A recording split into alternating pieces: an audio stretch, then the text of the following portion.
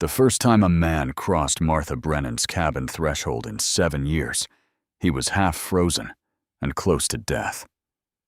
The wind had already begun its warning before sunset. It rolled down from the Montana peaks like something alive, low and hungry, pressing against her shutters and rattling the tin roof. Martha stood by her small window, watching the sky turn the color of bruised iron. She had lived on this mountain long enough to read its moods. This was not a simple snowfall. This was a storm that meant to test everything built by human hands. At 38, Martha Brennan had buried a husband and 3 children. She had buried hope with them. The town of Copper Creek whispered about her as if she were something strange. A woman living alone was either pitied or suspected. Never understood. She preferred it that way. Her cabin was small but strong. James had built it with his own hands, logs cut from this very slope, stone fireplace set firm against the north wall to fight winter winds. A single bed stood behind a faded calico curtain. No man had crossed that curtain since the fever took her family. Not Tom Harper when he tried gentle courtship. Not any widower who offered protection disguised as kindness. Martha did not need protecting. She had her cows, her chickens, her garden, and her rifle. She had herbs hanging from the rafters, and enough dried beans to last until spring. She had silence, and silence did not ask anything of her heart. When night fell, the storm came hard. Snow slammed against the cabin in thick sheets.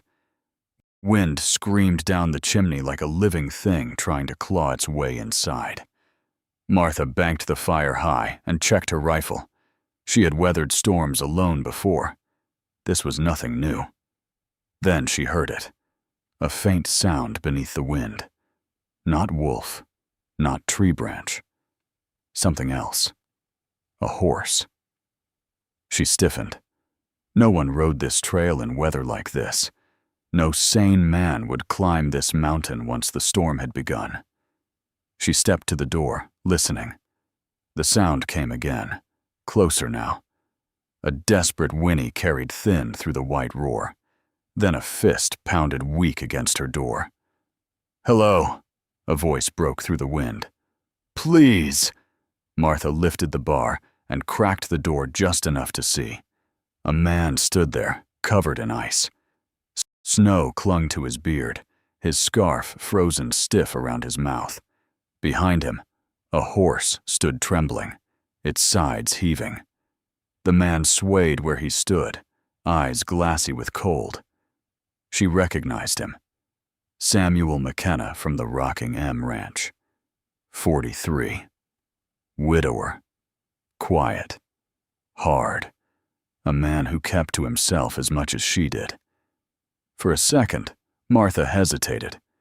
Letting a man into her cabin at night would feed every hungry roomer in Copper Creek. She could already hear Mrs. Mueller's whisper. The Brennan woman finally let one in. Took her long enough. The wind slammed against the door again, pushing snow inside. Sam's knees buckled. That decided her. "Get in here before you freeze," she ordered. She dragged him inside with more strength than he expected from a woman alone. She took the horse's reins, tied the animal under the lean-to, rubbed it down fast with a wool blanket. When she came back inside, Sam was slumped by the fire, hands shaking so badly he could not pull off his gloves. "Boots," she said firmly. He tried to argue. Failed. She knelt and tugged them free. His socks were stiff with ice, his toes pale and near white. "This will hurt," she warned. She worked his feet back to life with steady hands. He gritted his teeth but did not cry out. The pain was fierce. That meant he would keep them. She handed him a cup of coffee laced with whiskey. He swallowed hard. Color slowly returned to his face. "Horse broke loose," he managed. "Got turned around." "You nearly died?" she replied calmly. That storm doesn't forgive foolish pride. He gave a weak half-smile. Reckon I learned that. She handed him a bundle of dry clothes from her late husband's trunk. Put these on. I'll turn my back. He hesitated. Wearing another man's clothes felt like stepping into a ghost's shadow. But cold wins every argument. He changed quickly. When he sat again by her fire, wrapped in James's old shirt, Martha felt something shift inside her chest. Not desire, not weakness. Something else. Recognition. Two people who had buried too much. The storm roared on outside, but inside her cabin it was warm and close. Too close. You can bed down by the fire, she said.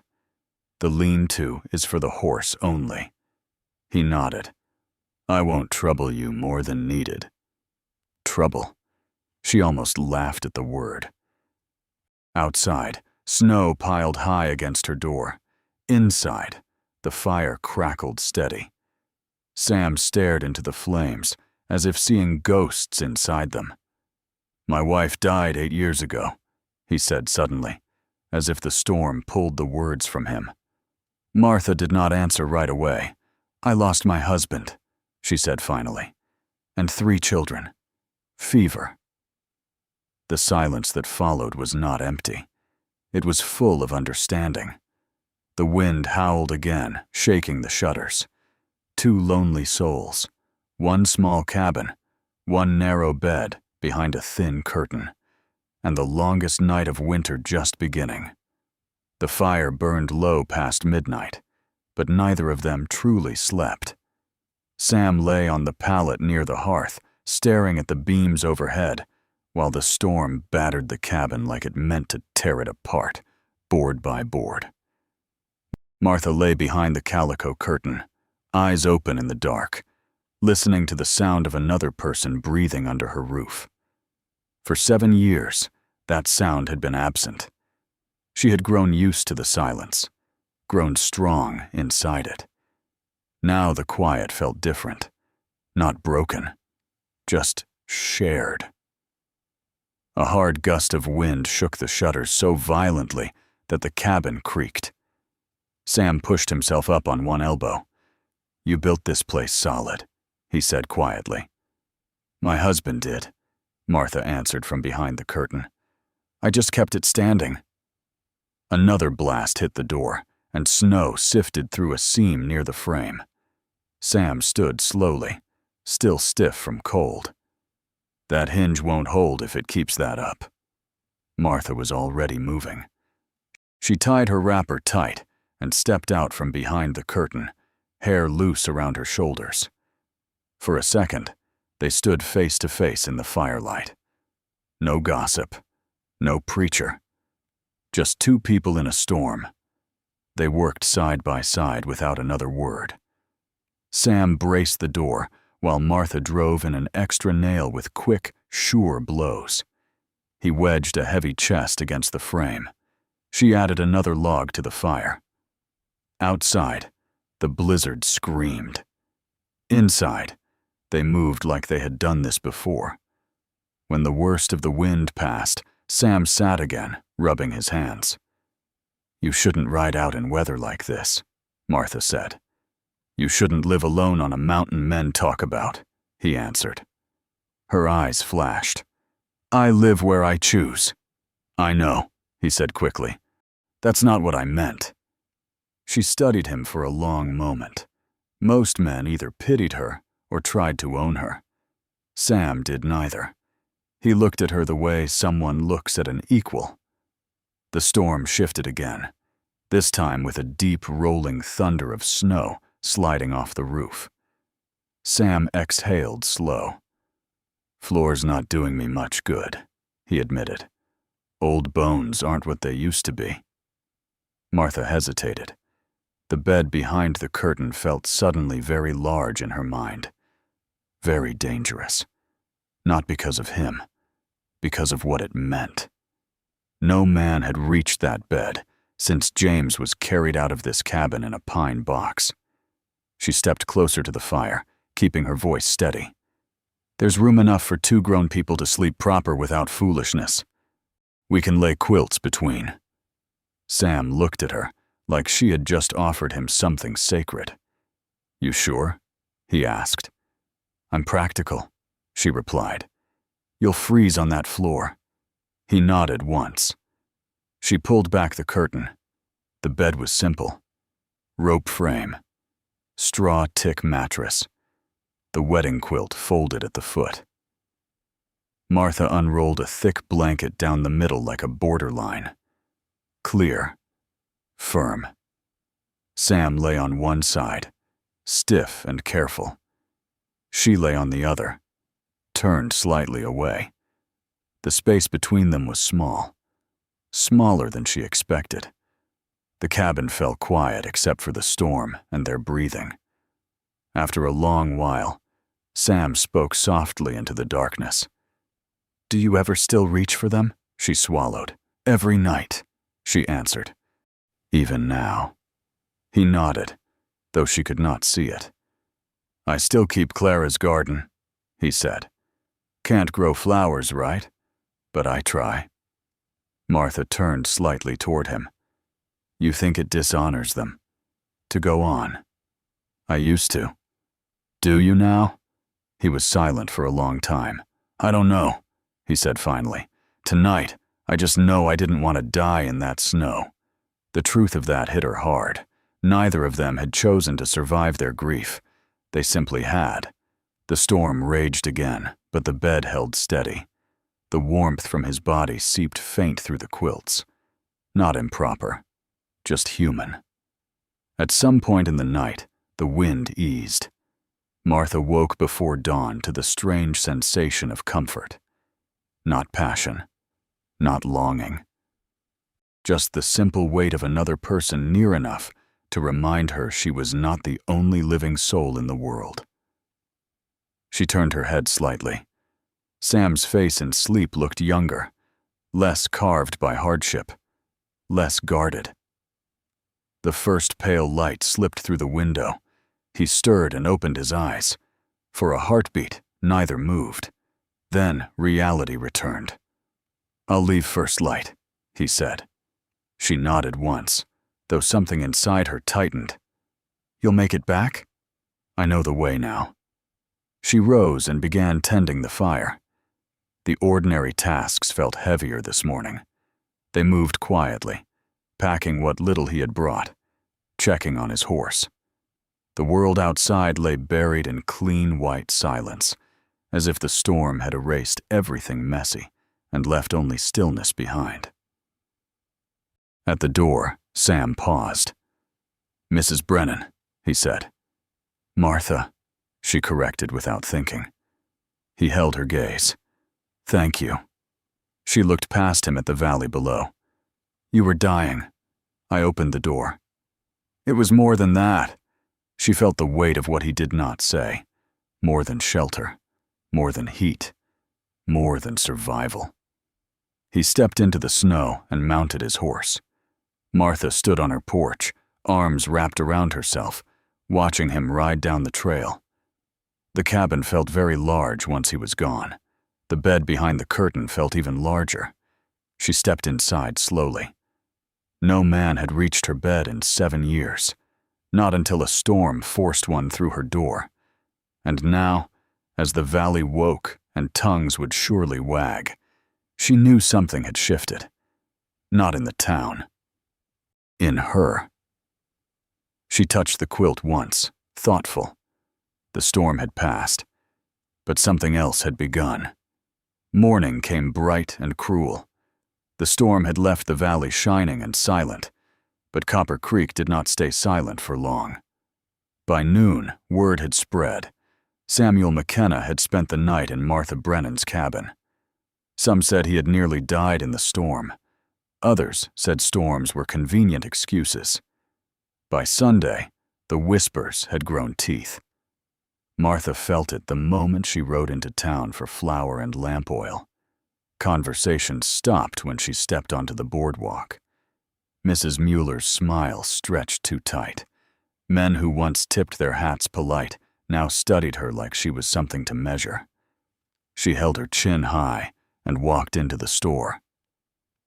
"I suppose you weathered the storm all right," Mrs. Mueller said sweetly. "I did," Martha answered evenly. "And Mr. McKenna?" "He did as well."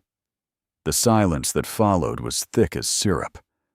Martha finished her purchases and stepped back into the street. That was when she saw him. Sam stood near the hitching post, jaw tight, watching the town watch her. He crossed to her without hesitation. "You shouldn't have come alone," he said quietly. "I've been alone 7 years," she replied. "I manage." He nodded once, but his eyes scanned the crowd like a man ready for trouble. Trouble arrived before sunset. 3 riders climbed the mountain trail toward her cabin. Roy Patterson among them, young and full of loud courage borrowed from whiskey. The new preacher had filled his ears with talk of proper order and women needing guidance. Martha saw them from her porch. She lifted her rifle before they reached the gate. "Turn back," she called clear and cold. Roy dismounted anyway, boots slipping in fresh snow. "A woman alone invites speculation," he said, "especially after hosting a man overnight." "I hosted a dying neighbor," she answered. He stepped closer. "You don't get to choose how folks see it." Before she could reply, another horse thundered up the trail. Sam. He rode hard, snow flying from Buck's hooves. He dismounted in one smooth motion and stepped beside her without asking. "You've said enough," Sam told Roy, voice low and steady. "This ain't your concern," Roy snapped. "It is now." The air between them felt sharp as broken glass. Roy glanced from Sam to Martha, calculating. He had expected a frightened widow, not 2 steady rifles and 2 unshaken gazes. "You think marrying her makes it proper?" Roy sneered. Sam did not look away. "Yes," he said. Martha's heart slammed once against her ribs. Roy blinked. "What?" "You heard me," Sam continued. "I asked her. She accepted." He had not asked. Not yet. The valley held its breath. Martha turned her head slowly toward him. His eyes flicked to hers for the briefest second. A question. A promise. Roy barked a laugh. "You're just trying to save face." Sam stepped forward. "You step on this land again without respect, and I won't be talking next time." The threat carried weight. Sam McKenna was not a man who bluffed. Roy hesitated. Pride warred with fear. Fear won. He mounted and rode off with the others, muttering curses swallowed by the wind. Silence returned. Martha lowered her rifle first. "You didn't ask me," she said quietly. Sam removed his hat, running a hand through his hair. "No." "You told the whole valley I agreed." "I did." She studied him for a long moment. "Why?" "Because I'm tired," he said simply. "Tired of empty houses. Tired of pretending I don't look toward this mountain more than I should." The honesty in his voice stripped away the last of her anger. "I don't want to replace James," she said. "I don't want to replace Clara," he answered. "I couldn't if I tried." The wind moved soft through the trees. "What are you offering, Sam?" she asked. "Not passion," he said. "Not foolish promises. I'm offering work shared, supper shared, winter faced side by side. I'm offering to stand with you when men talk." Her throat tightened. "And the bed?" she asked, voice barely above a whisper. He did not flinch. "The bed," he said steady, "is yours. Always was. I'll only step there if you ask me to." For 7 years, no man had reached that bed. Not Tom Harper. Not any whispering suitor, not even loneliness. Only a storm had carried one across her threshold. Now she had a choice. No wind pushing her, no death at the door, just daylight and truth. Martha stepped closer until only inches stood between them. "I don't want to live out my life proving something to people who don't matter," she said. "I don't want fear to choose for me anymore." Sam waited. He had learned patience the hard way. She drew in a slow breath. "All right," she said. "All right," he repeated. "All right. We do this. On our terms. Not because they demand it, because we choose it." The relief in his face was quiet, but deep. "Sunday," he said. "Sunday," she agreed. The wedding was small and stiff. Reverend Dalton spoke through tight lips. The town watched with hungry curiosity. Some disappointed at the lack of scandal. Others confused by the calm dignity of it all. When Sam placed the ring on her finger, his hand trembled just slightly. When he kissed her, it was not fierce. It was steady. Certain. That night, she stood in the doorway of his ranch house, bigger than her cabin. Warmer. Filled with ghosts of another life. She walked through each room slowly. "You don't have to leave your mountain," Sam said behind her. "We can keep both places." She nodded. They ate supper at the same table. 2 bowls of stew. 2 sets of hands passing bread. Later, he paused outside the bedroom. "There's a spare room ready," he said gently. "No rush." Martha looked at him. 7 years, she said. 7 years, no man crossed that space. "I know." She stepped inside the bedroom first. The bed was larger than hers had been. The air smelled of cedar and clean linen. She turned to him. "You saved me from something too," she said softly. "What?" "Becoming stone." He stepped closer, but did not touch her. "Only if you want," he reminded. She reached for his hand. That was her answer. They lay side by side, not divided by quilts this time, not strangers forced together by a storm, but 2 wintered souls choosing warmth. It was not the fire of youth. It was something steadier, something earned. Outside, the Montana wind moved quiet over the land. Inside, the bed that no man had reached for 7 long years finally held a new beginning, not forced by storm, chosen in daylight, and that made all the difference.